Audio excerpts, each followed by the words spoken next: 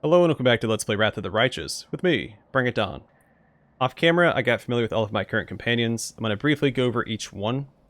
As they level up, I'll go into more detail and actually read what they unlock. So Seela is a stock standard paladin. She does store Smite Evil, which is a very powerful ability when cast on an evil target. If cast on an evil target, she can add her charisma modifier to her attack and damage rolls, and her armor class against attacks made by that target.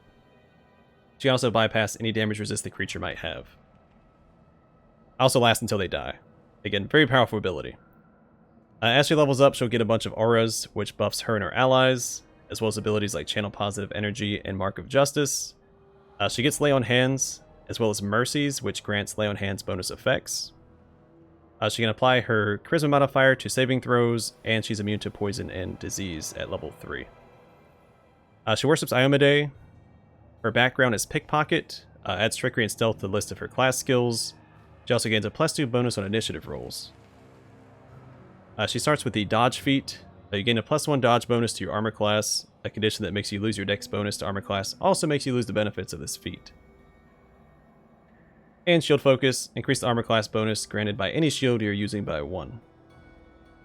And she's restricted to Lawful Good, which you can't normally change your companion's alignments, so I'm not too worried about that.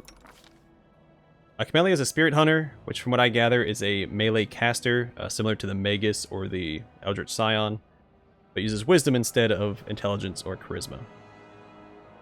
She gets Simple Weapon Proficiency, as well as Light and Medium Armor Proficiencies.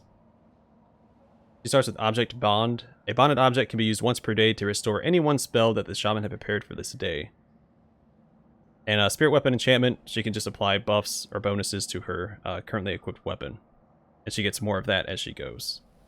She also unlocks Hexes, which I didn't look at all of these. But the ones that I did look at, it seems like they're just buffs and debuffs. Buffs for her and her allies, and debuffs for enemies. And it seems like a pretty interesting class, all things considered. She follows the Green Faith. She has a courtier background, adds Persuasion and Trickery to the list of her class skills, and becomes proficient with rapiers and bucklers. She starts with a skill-focused Trickery. You gain a +3 bonus on all checks involving Trickery. If you have 10 or more ranks in Trickery, this bonus increases to +6. And Weapon Finesse. With a light weapon, Elven Curve Blade, S-Stock, or Rapier made for a creature of your size category, you may use your Dexterity modifier instead of your Strength modifier on attack rolls. And then Lan is a Zen Archer, which is just a monk that uses a bow. And he can apply other monk abilities through the bow, such as Flurry of Blows. And he can also apply his unarmed damage through the bow as well. He also gets key powers. He can give his Wisdom modifier to his armor class. And he has a bunch of little features that allows him to overcome damage resist. Very interesting class. He starts with Perfect Strike. You must declare that you're using this feat before you make your attack roll. You can roll your attack roll twice and take the higher result. And he gets limited castings of that as well.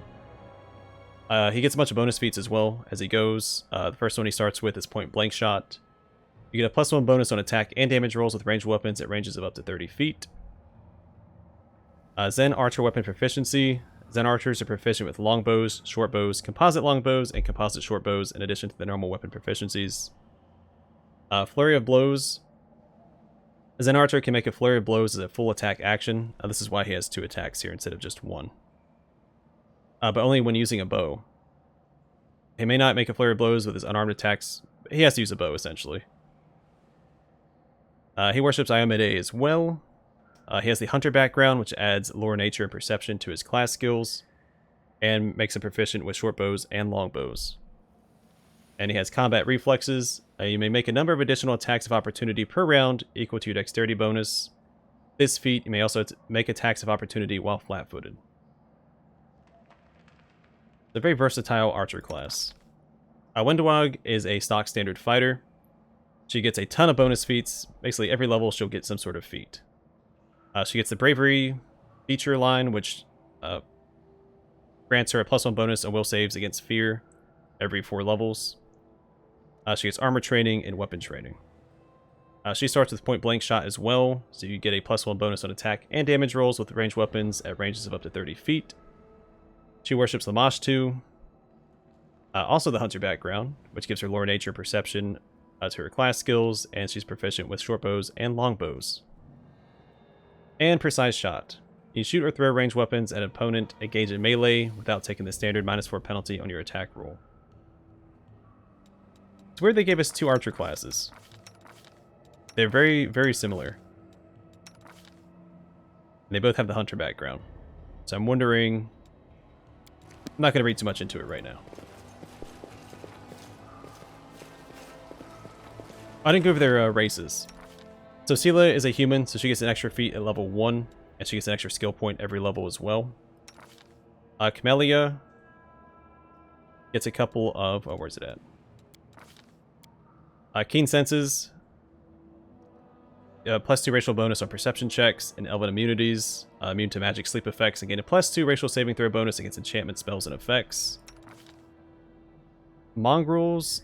I don't know if all mongrels get it, but they both have underground scavenger. You've spent most of your lifetime underground. To survive, you've learned to brew potions out of scarce material more efficiently. So you get a +2 bonus on knowledge world skill checks when brewing potions, which is something you do in camp. And that's the only thing that I saw that they both had as mongrels. I'm sure I missed something else, maybe.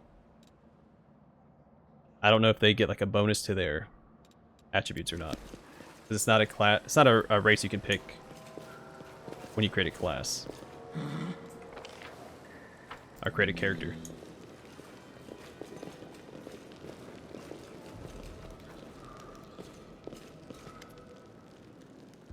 Your first impression of the mongrel village is of a squalid dump with the odors to match. Unblinking, glowing eyes watch you from the gloom, and deformed shadows slope between the huts. You see some mongrels gutting white, eyeless fish, while others are repairing fishing nets. All the signs of normal village life. A tense expectation hangs in the air.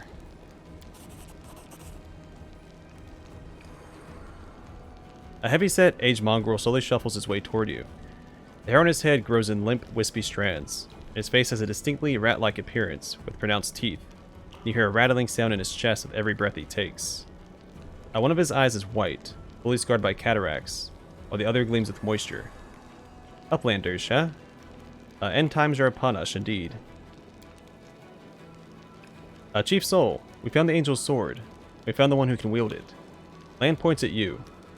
He had a vision. Now the Angel's Sword together with the light of heaven are somehow inside him. Gather the tribe. Anyone who can hold a weapon. Young ones are still alive. We can go save them. Soul raises his hand with ragged, broken fingernails. Ah, Lan. Always dreaming, always talking. You're too hasty. Too hasty for your own good. It's going to get you in trouble. Soul eyes you up and down. An uplander with the light of heaven. That's too good for us. Our kind don't have good things happen. There's always a catch. Lan trusts people because she likes to believe. This is so hard to read. Isn't that right, Lan? I'm the chief. I don't work on fate. Show the light. Windrog stares at you intently, like a cat watching a bird. Shakes her head in warning. Is there someone else from the surface here? Soul points off to the side. And there he is, hale and hearty and prim as a peacock. Just like me. Soul laughs, but quickly returns to business. She's not good. Many uplanders. She's not good, she's not right. What are you up to here? You're not one of us. We're not your kind. When the time comes, we'll come to you. Not you to us.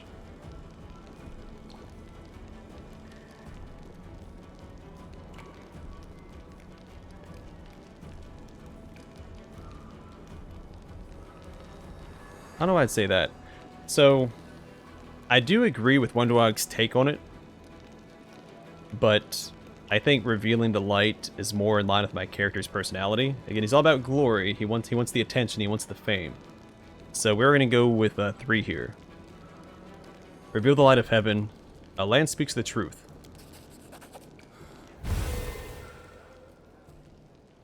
The heavenly flame flares to life at your unspoken command. Bright, pure dancing with multicolored sparks, like a sunbeam passing through stained glass. Mongrels abandon their tasks and stare, transfixed. The light is bright, but not blinding. It is warm, but its warmth is soul deep. Soul is silent for a while. Tears are streaming down his wide, pale face, but the old man doesn't even care to wipe them away. So it's true. The angel did not forsake us, no. He came back from the dead. He came to save our children. Lane gives you a nod of thanks. The scaled half of his face is indifferent, but the human half is visibly relieved. As if he wasn't sure all this time that you would support him. Wonder kisses at you like an angry cat. See these fishermen and these hunters? These husks of men and women? Their blood will be on your hands.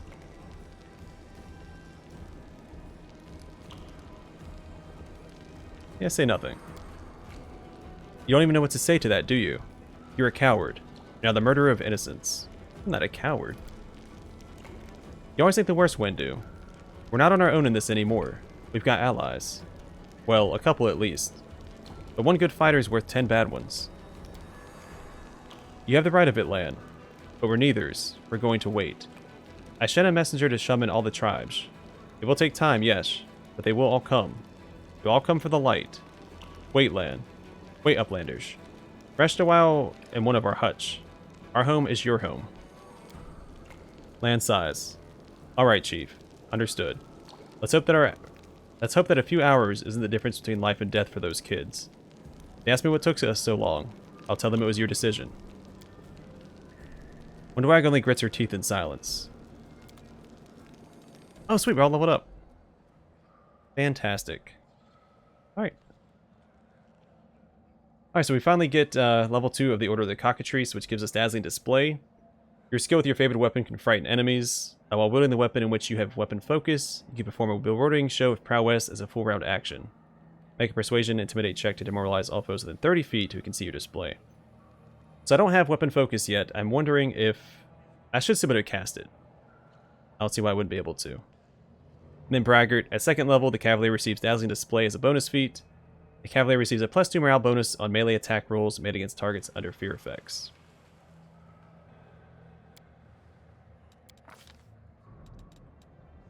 Persuasion and Athletics.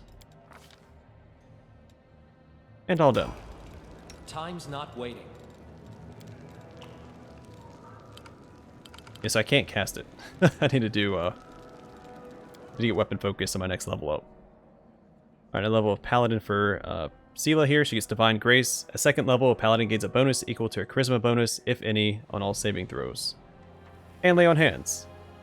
A Paladin can heal wounds, her own or those of others, by touch. Each day she can use this ability a number of times equal to half of her Paladin level, plus a Charisma modifier. With one use of this ability, a Paladin can heal 1 to 6 hit points of damage for every 2 Paladin levels she possesses.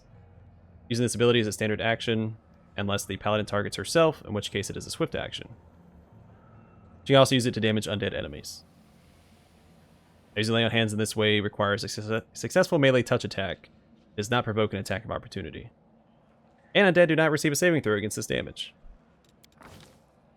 And she will get, I guess, Persuasion. I'm not going to put points in mobility. Knowledge World. And probably use Magic Device. Well, she's trained in Trickery. Maybe I can give that to her, so we get more attempts at picking locks. No reason to pause. I heed the voice of the spirits. Camellia gets her first Hex. So Shaman learns a number of magical tricks called hexes, which grants her powers or weakens foes. A second level, Shaman learns 1 hex. At 4th, 8th, 10th, 12th, 16th, 18th, and 20th level, the Shaman learns new hexes. Shaman can select from any of the hexes available in her chosen spirit. A Shaman cannot select a hex more than once unless noted otherwise. It's a standard action, does not provoke attack of opportunity. The saving throw to resist hex is equal to 10 plus half the Shaman's level, plus the Shaman's Wisdom modifier. Alright, so Trickery for her, of course. Perception, she has a high Wisdom score, so that makes sense. So looking at these, I think getting debuffs would be better, because that would benefit my Cavalier more. Evil Eye is one that provides a debuff, And there's another one.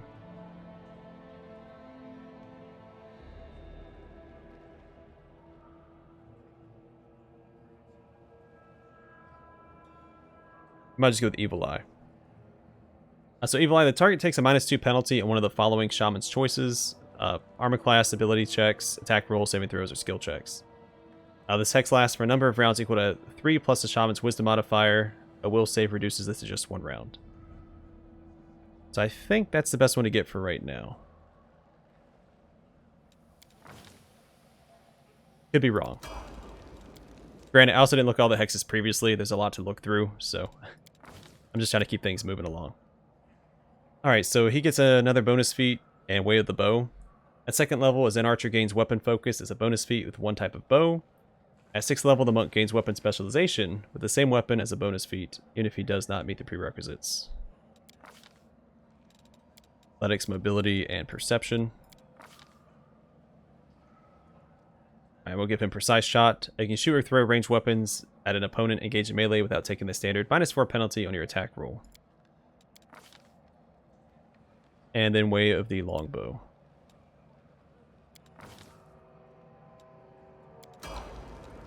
Doubt is the heart's greatest challenge.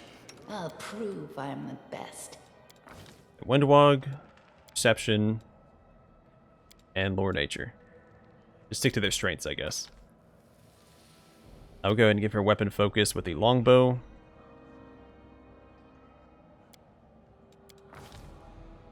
I feel like they can be competing for equipment. I am yours to command. And our animal companion leveled up. Athletics and mobility. And that's it. Alright. Let's loot.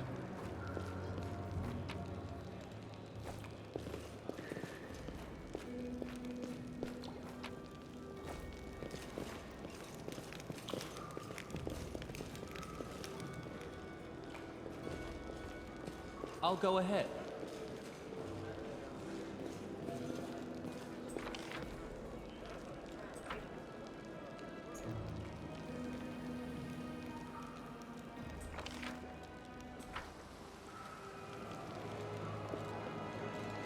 Ready for anything.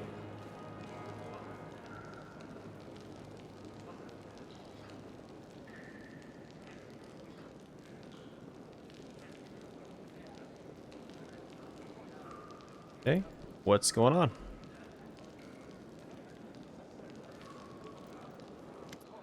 There we go. Oh, it's Horgus Worm. Finally, someone from the surface. I was beginning to lose hope. An elderly man in expensive but not ostentatious clothes approaches you. His face is peppered with several healed cuts and bruises, and twisted in an expression of extreme discontent. Allow me to introduce myself. My name is Horgus Worm. Yes, that worm. You no doubt have heard of me if you spent any time at all in the city. I have a business proposition for you. Your name tells me nothing. Who are you? You truly are freshly arrived in the city, then. You couldn't have picked a worse time, that's for certain. Only just arrived, and the city's been razed to rubble. You should know that you're looking at one of the richest and most distinguished men in Canabris. I may not be as well known as certain swaggering loudmouths who spend their lives traipsing from one ball to the next, but the Gworm Trading Company is one of the pillars of the city. I'll have you know. Did you see the marquees in the square? I paid for those. Tried any festival delicacies. You have Horgus Worm to thank for that. How did you end up here? For a moment, Horgus's eyes focus on Camellia, before his gaze returns to you. Like everyone else, down I went when the accursed beetle cleaved the ground in twain beneath our feet. I'm lucky I didn't break my neck in the fall. I'm doubly lucky that I didn't encounter any subterranean cockroaches in my blind wanderings. Instead, I came across hunters from the settlement. But I must say that when I first glimpsed their physiognomies, my life flashed before my very eyes. They turned out to be decent chaps. Frightening to look at, able to keep a bargain. You don't speak very kindly of the Mongrels, even though they saved your life. Ha! Kind words are for people with hours to fritter away on pleasantries. Horgus Worm speaks his mind, and he pays for services rendered, not with kind words, but with hard coin. I gave the Mongrels my dagger in exchange for their help. Its handle is worth more than their whole village. What kind of business proposition? I don't know what is happening on the surface right now, but I am determined to find out. You have no intention of seeing out the rest of your days in this village, I suspect. We must find a route back to the surface, to the city, if there's anything left of it.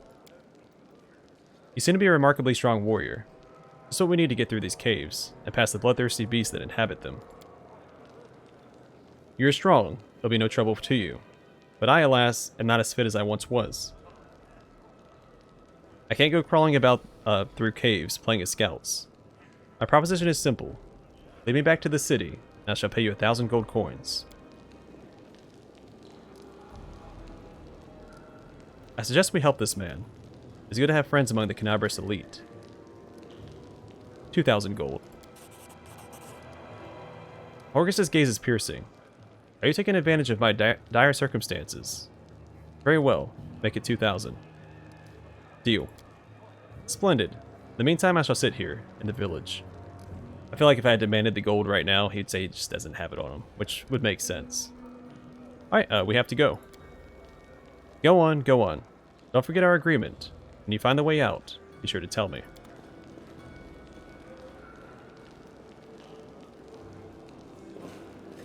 Can we talk to this guy again? Soul heaves himself around to face you. Yeah?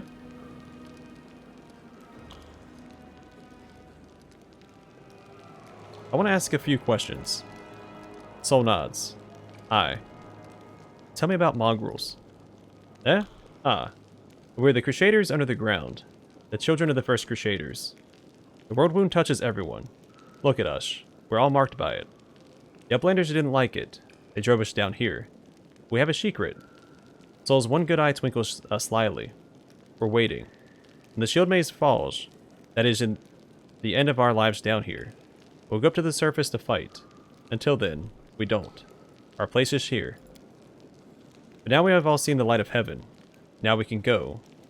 What other signs do we need? We must fulfill our Crusader duty. Tell me about Wundwag. Ah, Wundwag. Our beauty, our huntress. Who is more skilled than Wundwag? There are braver fighters, yes, but brave doesn't mean skilled. Wundwag is the only one to go into the maze and come out again. The others listen to everything she has to say. And tell me about Lan. Lan. Soul makes a vague gesture. He's not one of us. Not one of us.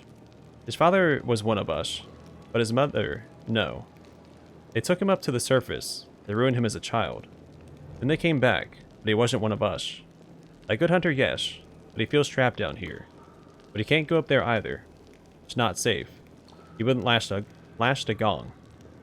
Thank you for your answers. Soul shrugs. It's no matter. What are you going to do now? The messenger is swift. We'll rally the tribes, all of them. The angel's light is with us, so we will follow it. Now you, go, rest, eat. Can I just clarify, are we uplanders, prisoners, or guests here? Have you drawn weapons against us? No. Have you killed us? No.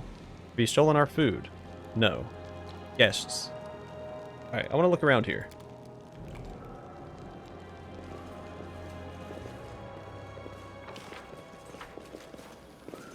I look around, I mean loot and steal. Pillage and plunder. This is the way back to the... I know the way. exit.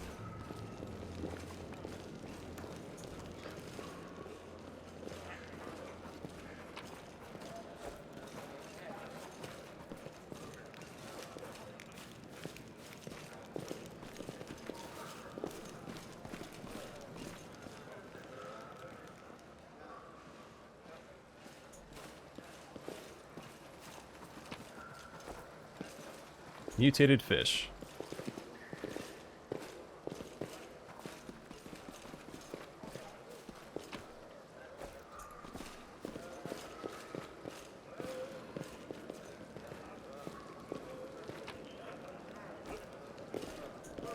Alright, so I just get a bunch of junk to sell. Yeah, Planders, come and see my wares. Hey, we found a merchant. Let's loot everything first. So I have more stuff to sell to her.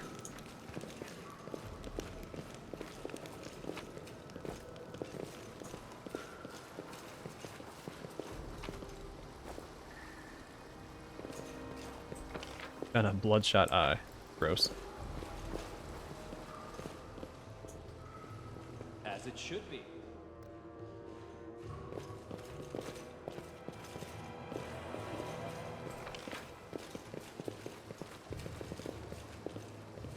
Let's go talk to Horgus Worm again, see what he has to say. And the hut for resting is right I am prepared.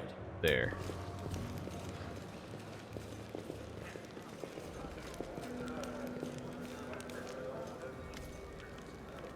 Well, this tragedy may not have happened if he'd spent less time surveilling honest citizens and more time tracking the real spies and demon worshippers. A brilliant idea. How come I didn't think of it? Now, if only the cultists would tell us they were cultists. They wouldn't have to waste time investigating honest citizens who decided to go all cloak and dagger right under our noses. Orgus and Anevia sit some distance apart, sniping at one another in an idle fashion that testifies to their long acquaintance and mutual dislike. When they notice you, they quickly fall silent. And what's the bad blood between you two about? It's an old matter. Miss Tirabade here had the notion of spying on me, and of rummaging through my goods. I ask you, do I look like a cultist? Cultists don't tend to look like cultists, you know. That's kind of the whole problem. And you, Mr. Worm, built a whole secret operation of buying and smuggling into the city. What was it? Oh yeah, magical weapons. How was I supposed to know that all the rigmarole with middlemen was so you could anonymously donate supplies to the crusade? Don't you see? I have a reputation to uphold, one that I value most highly. Orgus Worm is a hard-nosed businessman, not a good fairy from a tale. Yes, I care about my city. Yes, I wish to see that its defenders, my defenders, were well-fed, healthy, and well-armed. To make those donations openly was unthinkable. Might as well hang a sign outside my door welcoming in every sponger, leech, and parasite in the city. I appreciate your help for the crusade. No jokes, you're an alright bloke. But carrying on secret dealings in a city that's teeming with cultists is a huge pain in the backside for us lot whose job it is to keep an eye on that sort of thing. Anevia, how's the leg? The girl scrunches up her nose. Well, it hasn't fallen off yet, so that's good. They bandaged me up all nice and smeared some stinking stuff on the wound, so it looks like I'm gonna live. They said wait a day and it'll be right as rain, so I'm waiting. What do you think is happening in the city now? Perhaps the city is no more. Discari himself appeared. There's no telling how bad things are. You hold off on writing our obituaries just yet. The city's full of fighters. Besides that, barely a stone's throw from Nerosian. I think our people will hold, long enough for reinforcements to come from the Queen. This ain't Discari's home turf. He's gonna have to retreat or else fight off the whole Mendevian army. What do you think of the Mongrels? I thought they were just a story. The sort of thing drunks in the taverns would come out with. Now I discover that it's true. But what can I possibly think of them?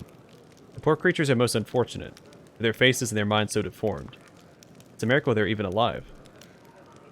The part that boggles my mind is that they're the descendants of the first Crusaders. All these years they've been living beneath our feet, in caves, in the dirt. If I'd known the legends about them were true, I'd have dedicated my life to getting them out of this place. To what end? The people of Canabris would have stoned them on sight, and Prelate Holren would have had them tossed on the pyre en masse. Whatever the ills of this place, it is their home. How long do you think they would have survived on the surface? What are you going to do when you get back to the surface? I'm going to go home. Last I knew, I owned a very fine mansion. I shall see if it's still standing, or if I am now homeless. I'm going to find Irabeth. She's my wife and the leader of the Eagle Watch. As long as she lives, she won't allow Canabris to fall. Alright, we have to go. But go on then. Don't dilly-dally. The sooner we get out of here, the likelier we are to find some people who are still alive up there. Take care of yourself. Alright, Dyra? You there. A tall woman with a face deformed by an enormous swelling smile. By an enormous swelling, smiles broadly at you, showing off her double row of sharp, small teeth. You, from the surface. You must be tough to make it all the way here. Never thought I'd see the day. Call me Dyra. Let's trade. Who are you? The people around here call me all sorts. Dyra the Hoarder, Dyra the Coin, Dyra the City Girl. Like that's a bad thing. Haha. I trawl through the caves picking up all kinds of things from the surface that wash down here through your sewers. I trade all kinds of junk for food and clothes. I only part with my best finds for coin. Got no coins? Forget what money is? Well, then I have no use for you. If you want city goods, you need to pay for them with gold. Like city folk. Why are you so eager to trade with me? Because all the people here are no better than animals now. Dara yells with surprising anger, before being overcome with coughing. Wiping her mouth, she continues. Our forefathers lived in the city, like you. Our people love to reminisce about armies, knights, crusades. But I couldn't care less about that. Savages with clubs can fight a war. Only civilized folk can buy and sell. They've all forgotten what trading is. They've forgotten the value of gold. They barter hides for plant roots and go on about the feats of the Crusaders. Who cares about them? I don't need help remembering. I have coins and I have things to sell. Let's trade like proper city folk. That's coward's talk. As Gorham says, gold is dust. Only iron matters. Iron and the willingness to wield it in battle. So we got our first, I guess, character dialogue? Background dialogue? I don't know who this Gorham of yours is. I sincerely hope that he mines that iron himself, forges his own weapons, and also finds some time to cook himself dinner and patch up his underpants. Talking about a warrior's valor is easy when someone else does all the real work for you. Alright, let's trade.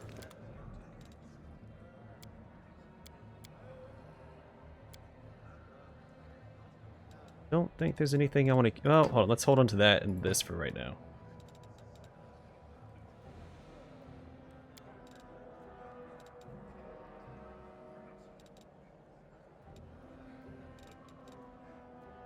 Alright, so bracers of armor +1. Don't have enough for that quite yet. Thick pads. It's a unique piece of armor, it looks like. Quiver of cold iron ammunition.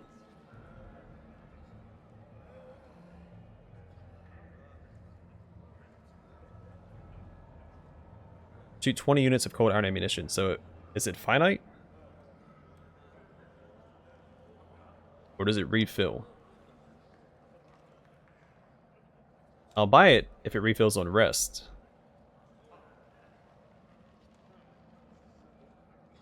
If it's only the 20 shots and that's it, I'm not going to buy that. And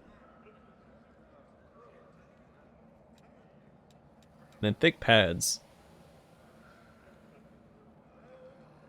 Whenever an enemy confirms a critical hit against the wearer of this +1 padded armor, they must pass a fortitude saving throw or become unable to attack with a weapon for 1 round. And it's a +1. Okay. If I had enough, I'd buy this. I could probably sell something to get to that.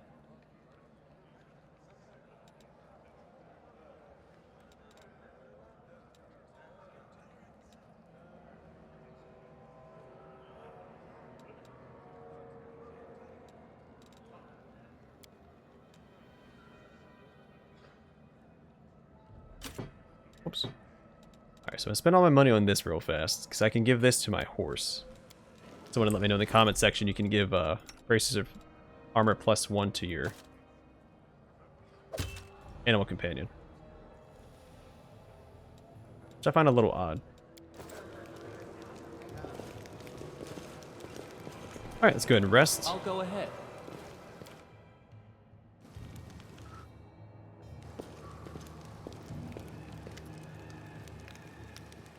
The messenger returned. The tribes are gathering at the entrance to the maze. Our people have already gone there. I've warned Nevia that the old guy who won't even acknowledge me. Take your time. There's no rush. Most important people always show up late. Lan looks around. Everything's going to plan. One thing's bothering me. Windwag's gone. All the tribes. So a whole army is marching on the maze then. By Mongrel standards, yes. But don't be too disappointed when you see the reality. There aren't many of us who can hold a weapon. And fewer still who can do any damage with one. What do you think happened to Windwag? Lan shakes his head. I don't know. She was always stubborn. Maybe she decided she could do it all on her own. I hope she comes back. We'll struggle without her. She'll struggle without us. No matter how hard she tried to deny it. Now what about Anevia and Horgus? Are we just going to leave them here? Once we've cleared the maze, the way ahead will be safe. Nevia's in no state to fight. And that Horgus guy, it doesn't look like he'll shift an inch unless we roll out a red carpet all the way to the exit. Still, are you sure the maze is the only way to the surface? Lan nods. There was another passage, the one I used with my dad when we left, and then came back. The chief back then, he found it and filled it in, to stop anybody else going against the ancestors' wishes. And what the ancestors wanted was for everyone to go through the maze. I'm not sure of anything right now, but we don't have a choice. We can only go forward. There were other passages, but they're far from here. With all these earthquakes, who knows what condition they're in now. So our best bet is the maze. If it doesn't lead anywhere, then we can consider our next move. Well, let's go. There's no time to lose. I've got to turn off the alignment dialogue. Well, let's go. But before we do, thank you. I was so happy. I forgot to thank you before. You've done something no one else has in a long time. You've given the Mongrels hope. It's like we're starting to believe that we're worth something, and that we have the power of the angels on our side. Lan's face grows sullen. It won't change anything, of course. At least you'll help us save the young ones. Hopefully. Let's go through the main gate. The straight road is the shortest. Alright, so I'm assuming... Meditate on your mistakes. Again, because of how similar Lan and Wendwag are, depending on our choice of whether or not to show the angels light, will determine who leaves. So had we not shown it, he would probably leave and we'd still have Wendwag. Since she did promise that if I didn't do that, she'd show us how to get through the maze. Alright, I'm going to call the episode here, and the next one we will leave.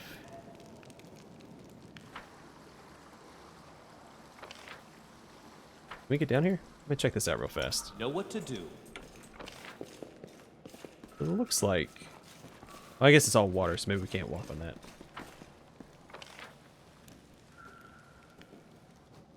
Can I click up there?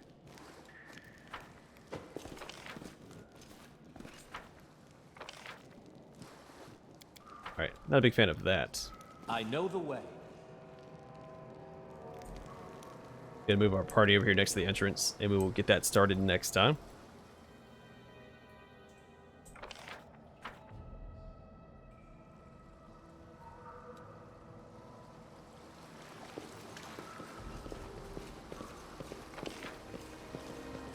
Off camera, I might go back through the village and make sure I didn't miss anything. No Alright, I'm mistakes. gonna call it here. Next episode, we'll head towards the shield maze and see if we can't rescue the kids. Alright, thanks for watching. I'll see you guys in the next one.